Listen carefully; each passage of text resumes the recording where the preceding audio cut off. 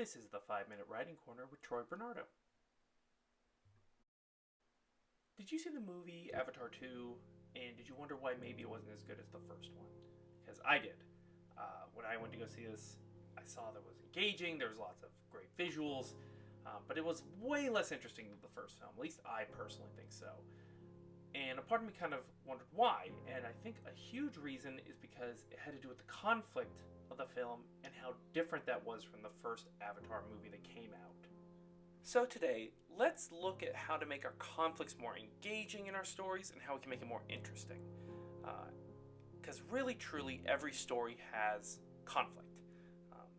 Even the stories we don't think have conflict. Shows about nothing, quote unquote, have conflict. And sometimes it's very simple. Right? We have this straightforward kind of supervillain comic book movie where the two are fighting each other. Straightforward conflict. No questions about what's going on. These movies are fun and successful, big hits, make billions of dollars sometimes, and we like them, but it's just kind of person to person, right? We just kind of have this straightforward, two people fighting each other, that's the end of the conflict. And even when we get internal conflict, it's generally overshadowed by the insane amount of money these places are spending for the CGI of the external conflict. And I think that's why a lot of people seem to be moving on a little bit from these movies. They lack this sincere, internal driving force of the story. Even if they have it, like I said, generally speaking, it's way overshadowed by the CGI or by the fight scenes, or whatever.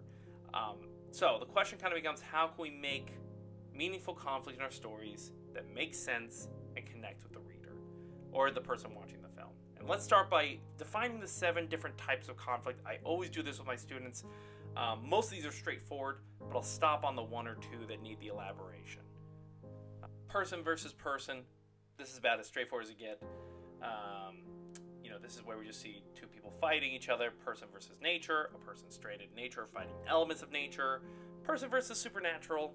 Ghosts, aliens, whatever things are supernatural. Person versus gods or fate.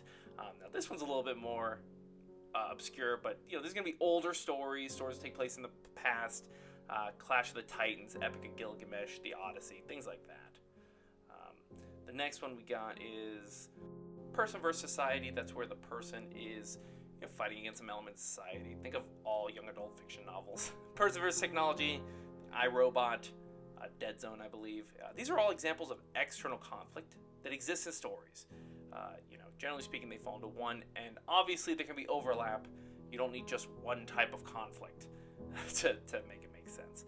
However, all meaningful stories have at least one of the examples I just listed, and you may have noticed that I only said 6 types of conflict when I said there were 7, and that is because there is one more, and that's the final type of conflict, and that's what we're going to dive into today.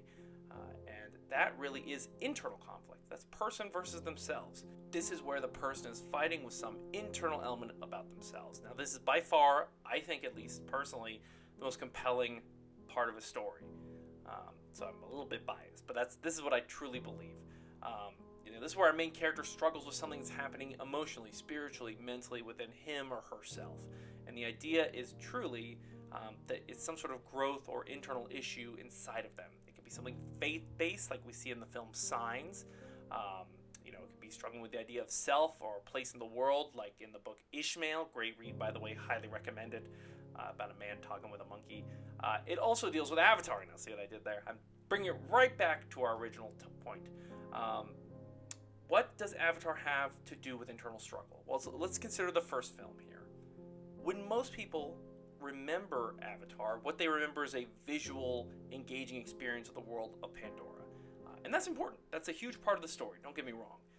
But if you remember back, the film also focused on Jake Sully's, our main character's experience being pushed and pulled out of this magical world of Pandora, right? It wasn't just a visual experience.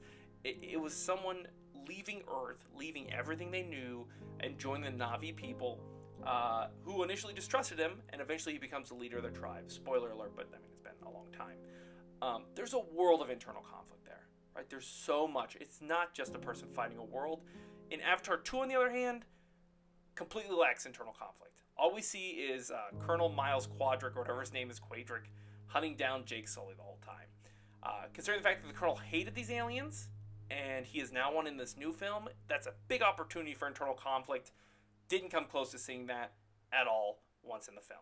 It is just people chasing people, or aliens chasing aliens the whole time.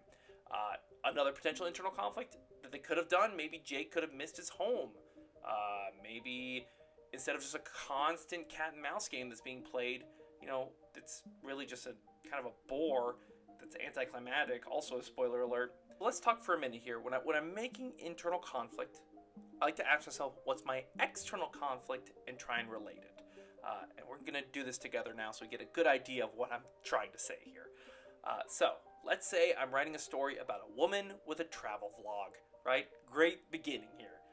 We watch her going around the world, meeting exciting people, seeing these big historical landmarks, as you do on a travel vlog. She's the envy of everyone. By the way, also did not pick this picture as one that came up automatically. After all, who would want to have this career? And she's told by everyone all the time that she's envied, right? That they want her job. At its surface, conflict-free, right? But no one's going to want to see this or read this because we need conflict.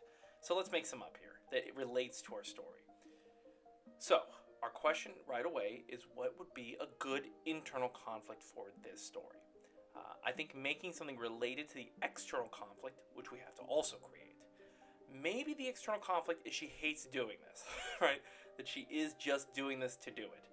She's done it for a decade, wants to try something else, literally anything else, but she has pressure now, right? When you start something when you're 21, it's different than when you're 31. She wants to keep up a lifestyle, income, maybe she has a sick mother that she has to help pay for her bills. Who knows? There could be a million things you could do externally. But she ignores all this nagging feeling until she meets a man in India who she falls madly in love with. So she's in love with this guy, and he's totally offline, right? So doesn't even know what vlogging really is. He's just peripherally aware of it. So now, as they continue to fall more and more in love, time's running out. It's time for her to go to a new location. Does she leave the man? Does she continue doing the responsible thing? You gotta tell me. That's internal struggle, right? She's struggling with what to do next.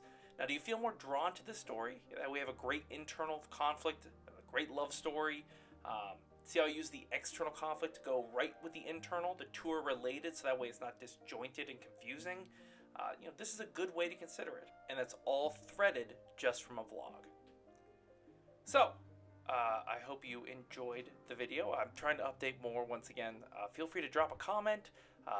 Maybe something else I should focus on for upcoming videos for both my students and for you. And I really appreciate, once again, all the awesome messages I've been getting, all the cool comments. Appreciate them very much. And I hope you have a great week. See you around.